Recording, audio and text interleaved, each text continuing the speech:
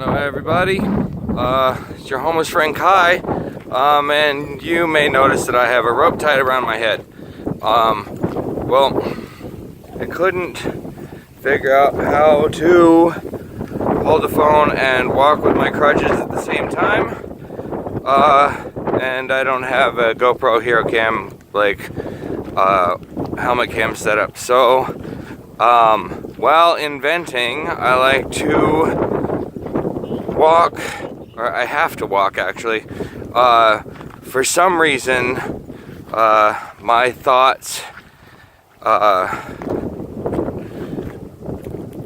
they don't flow until I start moving. Once I start moving around, I invent all kinds of stuff. Today I'm here talking about my universal power plant. Basically, doing what any engine does, from the steam engine to the 2-stroke to the 4-stroke to the nuclear-powered subs. We're converting mechanical energy into electrical energy, or reusing large amounts of chemical energy to create mechanical energy that creates electrical energy. I guess the best way I can describe it is taking an explosion and turning that energy into work.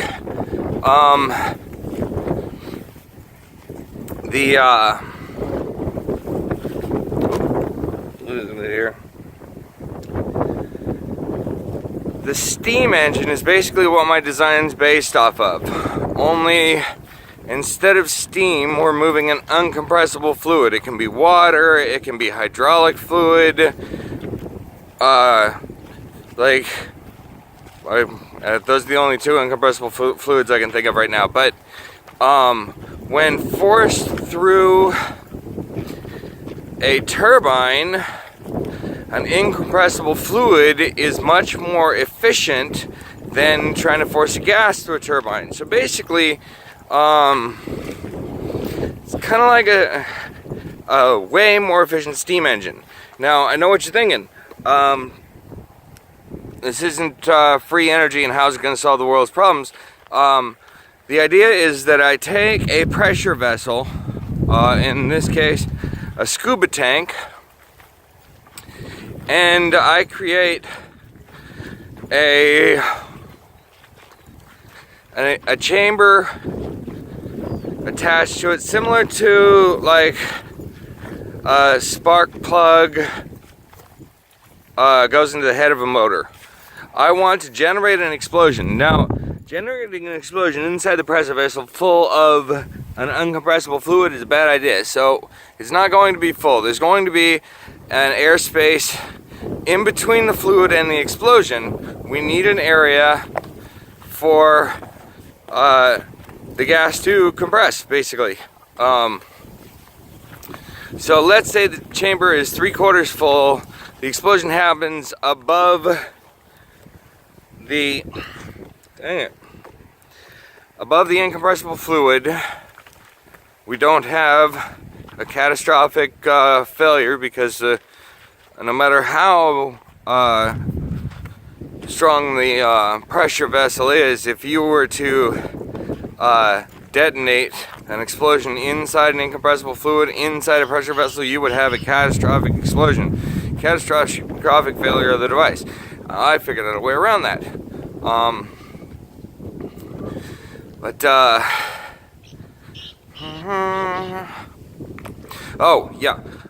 So we harness the power of that explosion. Now, an explosion creates a large volume of gas.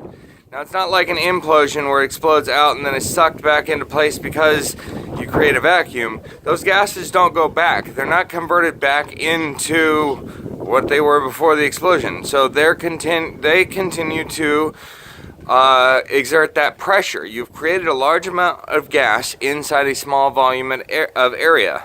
Now, you're using that large volume of gas over a period of time to press out your uncompressible fluid through an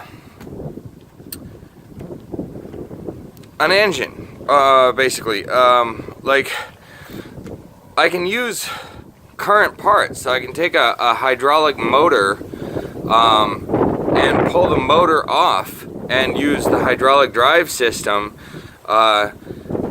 use the pressurized fluid to turn the spindle and hook that to a generator instead of a motor, or even better, hook it directly to a drive wheel on a vehicle, or a propeller on a quadcopter. However much power you need, you get. Now, you could let this incompressible fluid escape at high velocity, but the best way I can find to do it is to take and have a collection vessel on the other side, another pressure vessel, in which you collect the fluid into, and when the fluid is moved from one vessel to the other and you've used up as much energy as you can use, you generate an explosion on the other side in the catch vessel to make it the work vessel, and it feeds the incompressible fluid back to the other vessel. So you have a closed loop system. Well, not a closed loop system. You still need to have a pressure bleed off valve for when you're switching tanks. But this switch can be done extremely quickly. The pellets they use to fire off airbags create a large volume of gas at immense pressure in a fraction of a second. I believe it's measured in milliseconds. Savannah, are you okay? Oh, you spotted a mouse, huh? So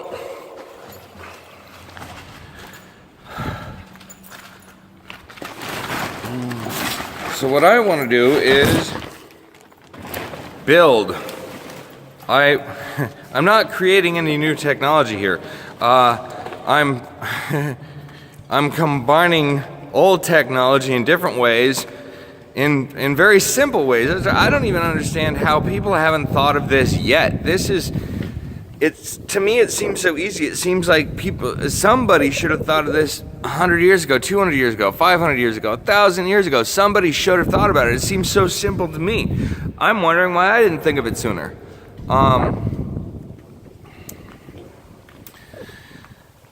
Anyway, very simple device to build. Very efficiently converts chemical energy to mechanical energy, can be converted to electrical energy. However you want to use the power, there's the power. There's how to harness it. There's how to use it. I personally want to build one of these. I imagine that you could build one of these the size of a small Honda generator, with the right pressure vessel, that you could power an entire house on, with very, very low cost. We're talking pennies a day, whatever it takes to make your explosion. Gunpowder, take and just put a pressure door in your pressure vessel that you can open and toss in a piece of dry ice. Let the dry ice melt and create your pressure. And you've seen YouTube videos of dry ice bombs and swimming pools and stuff. They create a huge amount of pressure and large explosions from very little fuel. Yeah, I mean, and honestly, like, if I build the working prototype and get this, get the blueprints worked out to where I have something that's fairly foolproof, donate it to everybody for the benefit of all mankind. Heck, we can. I can tell you where to get a list of parts fairly cheaply to make your own. All this kind of stuff. I need the finances to build it. It's going to cost me like $1,000, and I don't have $1,000. Anyway, get back to me. Check the description for links to follow and ways to donate. And I appreciate you watching. But this thing's really digging into my head now, and I gotta stop the video. Thanks.